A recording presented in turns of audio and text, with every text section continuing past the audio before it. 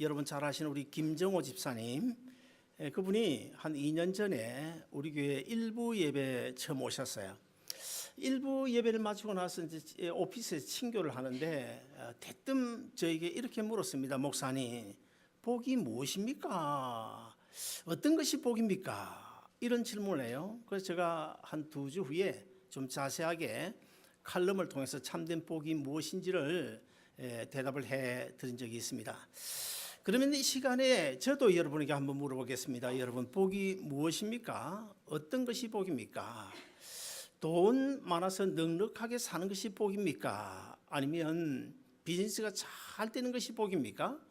그것도 아니면 내 아이가 공부를 잘해서 정말 출세하는 것이 복입니까?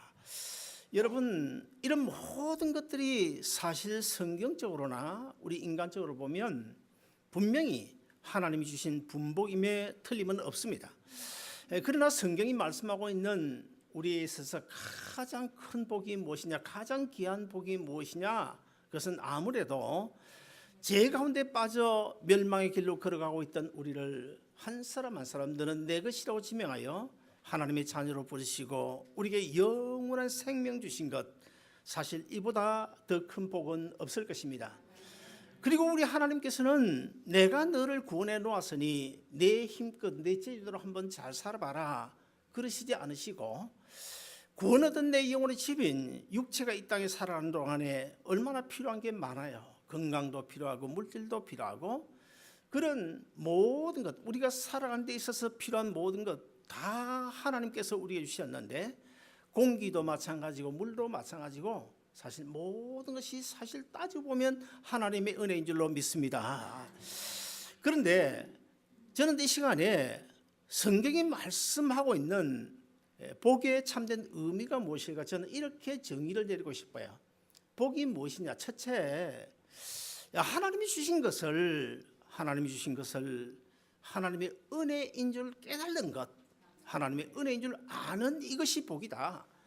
그 다음에 두 번째는 하나님께서 나에게 주신 복을, 물질이든 건강이든 무엇이든 간에 하나님께서 나에게 주신 그 복을 누리면서 사는 것, 그것도 예수 그리스도 안에서 누리면서 사는 것이 복이다. 저는 이렇게 정의를 내리고 싶습니다. 여러분, 아무리 돈이 많아도요, 아무리 좋은 집에 살아도요, 이것을 하나님이 주셨다, 하나님이 주신 것을 깨달지 못합니다. 하나님의 은혜인 줄 깨달지 못하면 그것은 절대로 참된 복이 아닙니다. 그리고 또 하나님께서 우리를 창조하신 목적이 뭡니까? 우리를 세상에 보내신 목적이 뭡니까? 요리문답 1문답에 보면 이렇게 질문하고 이렇게 대답합니다. 사람이 제일 된 목적이 무엇입니까? 이런 질문을 하고 거기에 따라서 성경적인 대답은 하나님을 영화롭게 하고 영원토록 그를 즐거워하는 것입니다. 이렇게 요리문답 1문이 우리에게 정확하게 인간의 목적이 무엇인지를 가르치고 있습니다.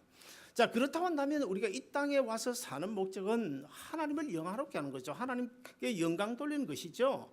그리고 그분 하나님을 우리가 누리면서 사는 것, 사실 우리 한국 교인들 가운데 하나님께 영광 돌려야 된다, 그것은 모르는 사람이 없어요. 아무쪼록 이제 하나님께 영광 돌리려고 하는 그런 마음은 있는 것 같은데 하나님을 누리는 것은 좀 약하지 않나, 그런 생각이 들어요.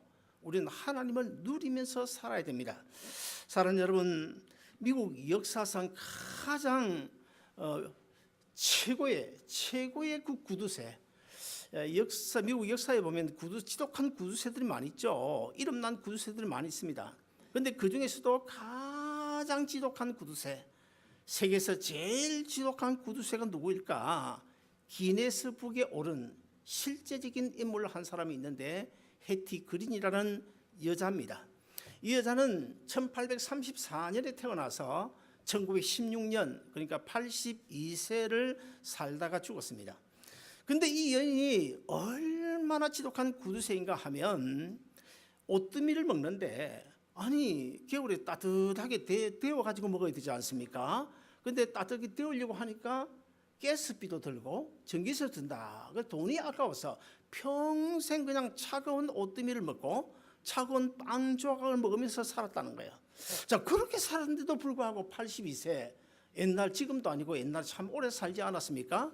근데 한 가지는 이 여인이요, 아들 하나 딸 하나가 있어요. 근데 그 아들이 제임스 그린인데, 이 아들이 어쩌다가 뛰어놀다가 다쳤는데 그만 거기에 그냥 골마 들어가는 거예요. 계속 골마 들어가는데 병원에 가면 간단하게 치료할 수 있음에도 불구하고 돈이 든다는 이유로 좀 뭐 참고 기다리면 나아지겠지, 참고 기다리다가 결국 다리를 절단하지 않았습니까? 오늘 제가 사진을 준비했는데 사진이 잘 안 뜨는 것 같아요. 떴네. 저기 지금 저 휠체어에 앉아 있죠. 저분이 그 해티 그린의 아들입니다. 아들.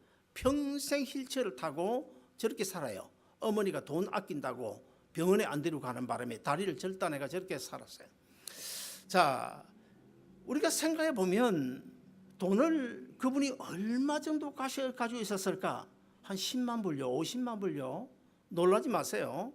그가 1916년 마지막 죽을 때에 아들 하나 딸 하나에게 남겨놓은 그 유산이 얼마냐면 자그마치 9,600만 불, 1억 불에서 조금 빠지는 엄청난 돈이죠. 그 돈을 지금 이 시대로 환산을 해보면 인플레 계산해보면 약 한 24억 달러가 된다고 그럽니다.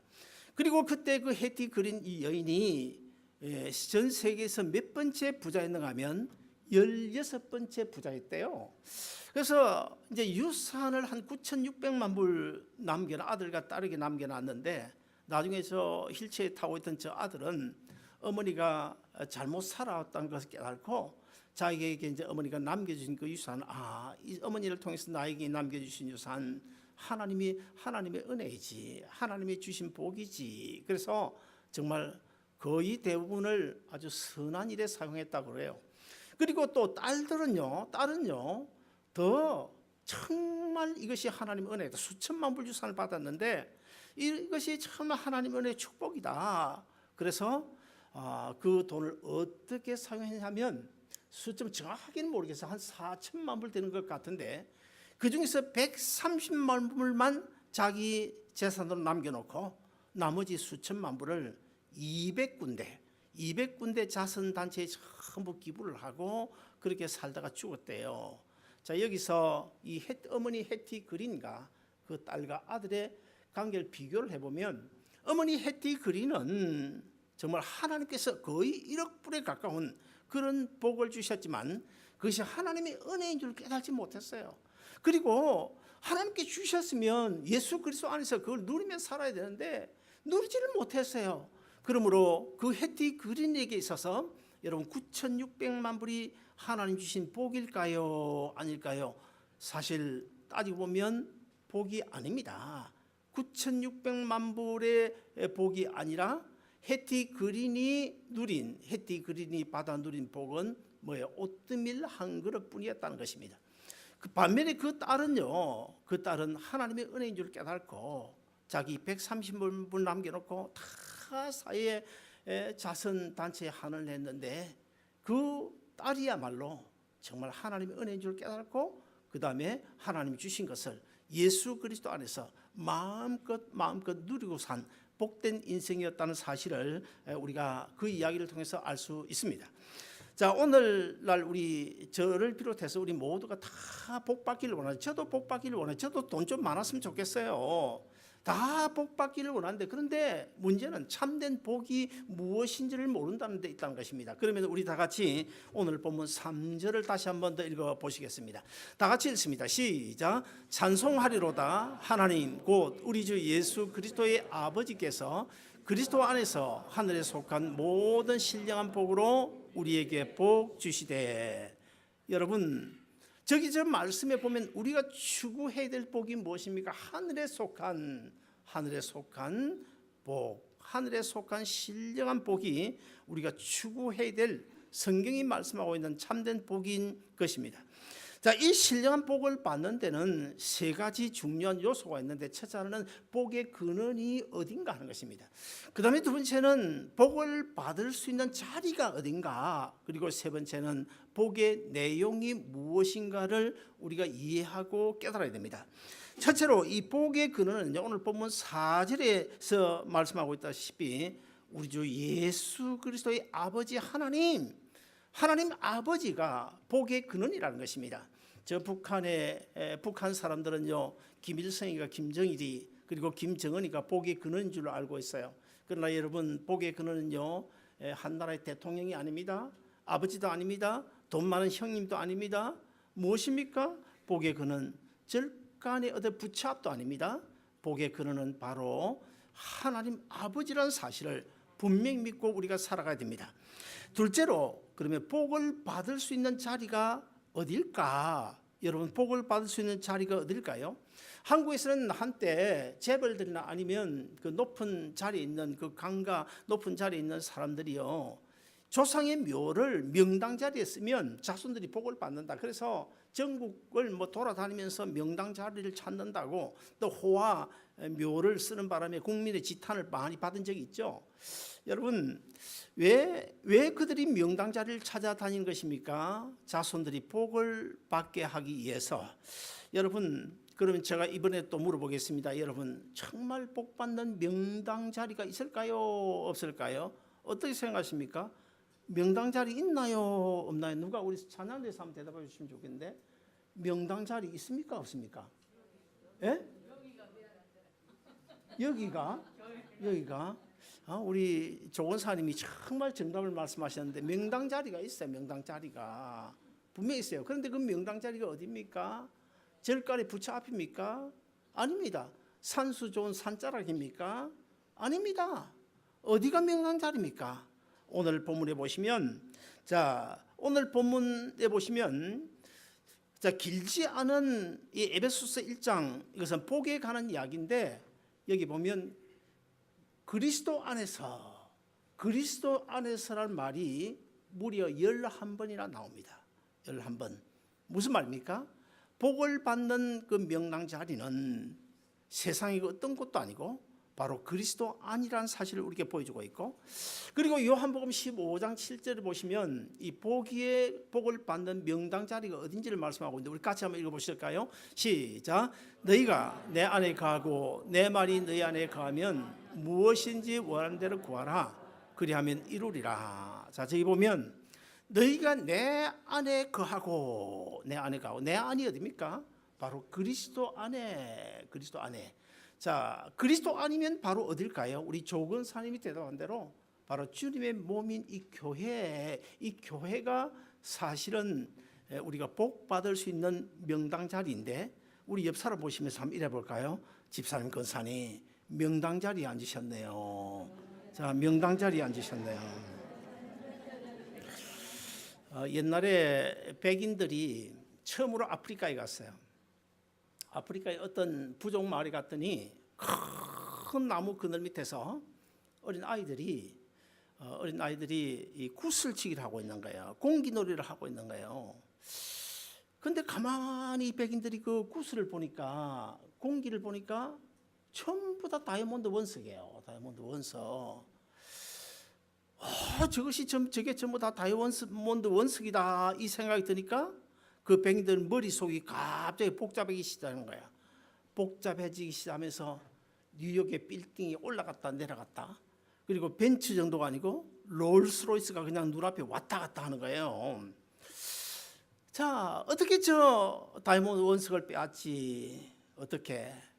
그래서 그때 백인들이 가지고 왔던 그 눈깔 사탕을 자기들 입에 넣어가 쫄쫄 빨기 시작합니다. 그러니까 아이들이 공기놀이를 하다가 가만히 보니까 어떤 백인들이 와가지고 눈가스 사탕을 빨고 있는데 뭔지 도저히 모르겠는 거예요. 눈이 희둥그레져 가지고 저게 뭐지 아주 관심이 폭발했습니다. 그럴 때 이제 관심을 자기들에게 집중시킨 다음에 이 백인들이 눈깔 사탕을 꺼내가지고 아이들 입에 하나씩 넣어줬어요. 이 아이들이 그냥 한장하는 거야. 세상에 이런 맛이 어디 있냐. 그래서 쫄쫄쫄쫄 빨고 있더니 갑자기 한 아이가 막 어디론가 달려가는 것입니다. 또 다른 아이들도 다 달려갔어요. 나중에 알고 보니까 자기 집으로 달려간 거야. 집에 가가지고 자기가 빨던 눈깔 사탕을 엄마 입에 넣어가지고 빨게 하고 아빠 입에도 넣어가 빨게 하고, 그러니까 엄마 아빠도 그냥 놀래가지고. 제가 어릴 때만 해도 이 미국에서 보는 그 구제품 있지 않습니까? 구제품, 저는 이제 우리 밭에다가 교회를 짓고 우리 할아버지 전부 장로, 우리 이제 집안이 교회를 지었으니까 구제품이 교회를 통해 나오는데 사실 저는 구제품 그 혜택을 많이 봤어요. 언젠가 제가 말씀드린지 모르겠지만은 우리 그 상당 한 200가구 되는 큰 동네인데 그 동네에서 가죽 구두를 제일 처음 신은 사람이 나고요. 그리고 또 시계를 제일 먼저 차본 사람이 접니다. 왜냐하면 아무래도 팔이 안으로 굽는다고 우리 할아버지가 장로고 전부 집안이다 보니까 구제품 시계가 그 당시 뭐 어디 있습니까? 그래서 제가 많이 혜택을 누리는데 그때만 해도 사실 껌이 귀하잖아요. 껌. 그래서 껌을 어쩌다가 이제 하나 얻어오게 되면 이 껌을 얻어와가지고 자기만 씹습니까? 언니, 누나, 동생 막 번갈아서 씹고 심지어는 엄마도 아빠도 한번 씹고 그다음 이빨 빠진 할머니, 할아버지도 지금 씹다가 어떻게 그거 나중에 버립니까? 버리지 않습니다. 밤이 되면 어떻게 해요? 딱 벽에다 붙여놓는 거야. 붙여놓고 이제 잠을 자다가 그 다음날 아침에 제일 먼저 일찍 일어나는 사람이 그것 때 띠가 또 씹다가 젊은 사람들 도대체 이해가 안 되지. 이해가 안 돼. 요새 껌이 너무 흔하니까. 사랑하는 여러분, 자, 그 아프리카 아이들이요 사탕 맛을 보게 되니까 있는 거 없는 것 그냥 원석 다 그냥 백인들이 가지고 왔다는 그런 이야기가 있습니다. 사도 바울은 오늘 우리에게 이렇게 권면하고 있습니다. 사랑하는 아름다운 동산교회 성도들아, 너에게 가장 귀한 복은 하늘에 속한 신령한 복이란다. 자, 이렇게 하늘의 신령한 복은 성부 하나님을 통해서, 성자 예수님을 통해서, 성령 하나님을 통해서 우리에게 주어지게 되는데, 제일 먼저 그러면 성부 하나님이 우리에게 어떤 복을 주실까요? 오늘 본문 4절을 우리가 한번 같이 읽어보시겠습니다. 자, 같이 읽습니다. 시작. 곧 창세전에 그리스도 안에서 우리를 택하사 위로 사랑 안에서 그 앞에 흠이 없게 하시려고. 자, 그 다음에 넘어가서 5절에 보면 자기 아들들이 되게 하시려고 그런 말이 나와요. 자, 무슨 말입니까? 자, 세상에 이제 하나님께서 인류 구원 역사를 이루어 가운데 하나님의 구원 계획 속에 포함된 하늘나라 백성이 얼마나 되는지 우리는 정확하게 몰라요. 그러나 성경이 우리에게 그 숫자를 이야기하고 있는데 요한계시록 7장과 그리고 14장에 보시면 14만 4천 명이라고 말씀하고 있습니다. 그러나 그 숫자가 상징적이기 때문에 실제 몇 명이나 되는지를 알 수 없어요. 아무튼 간에 세상의 그 수많은 인류 가운데서 저와 여러분을 한 사람 한 사람 너는 내 것이라고 불러 하나님의 자녀 삼으시고 영원한 생명 주셨다. 사실 이게 얼마나 엄청난 사건입니까? 근데 우리가 이걸 모르잖아요. 이게 얼마나 큰 은혜요, 얼마나 큰 축복인데 이걸 모르고 우리가 오늘까지 살아가고 있잖아요.